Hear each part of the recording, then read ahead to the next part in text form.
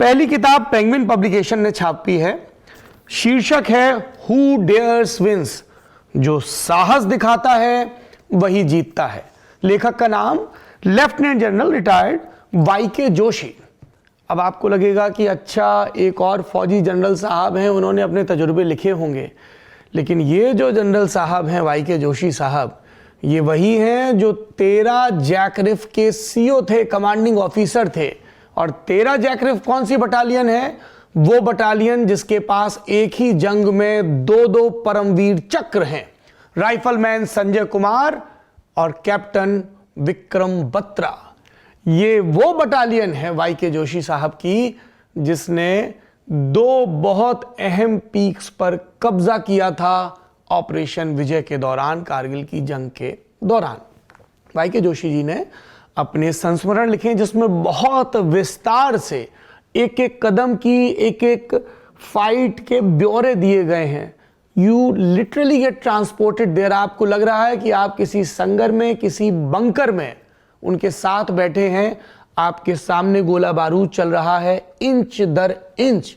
पाकिस्तानी आक्रांताओं को, पाकिस्तानी सिपाहियों को जो घुसपैठियों का भरम देकर ऊपर बैठे हुए थे, किस तरह से मारा गया, भगाया गया, और इस दौरान कैसे हमारे जवान, हमारे अफसर, बहादुर अफसर और बहादुर जवान शहीद हुए, कैसे रणनीतियां बनी, बारीक ब्यौरे। चूंकि ये खुद एक्शन में थे, फ्रंट पर थे, इसलिए ये बहुत प्रामाणिक बन पड़ा है।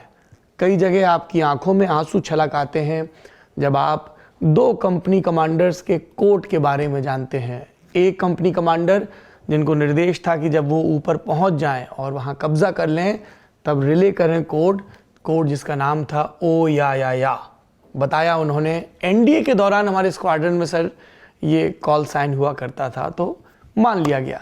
दूसरे कंपनी कमांडर ने कहा मैं जब जीत जाऊंगा तब वहां से आपको रिले करूंगा रेडियो पर, ये दिल मांगे मोर।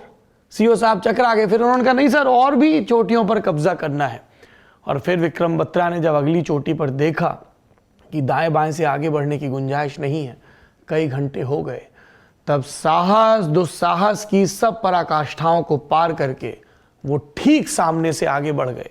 पाकिस्तानी लुटेरे, पाकिस्तानी घुसपैठिए हतप्रभ रह गए। कोई ऐसी हिम्मत कैसे दिखा सकता है जब मौत तयशुदा हो। लेकिन कैप्टन विक्रम बत्रा ने शहीद होने से पहले 5 पाकिस्तानियों को जमींदोज कर दिया, और उनके साथी जो थे जेसीओ, वो भी लगातार आगे बढ़ते गए। ऐसी कितनी ही कहानियां हैं जो आपको इस किताब में मिलेंगी।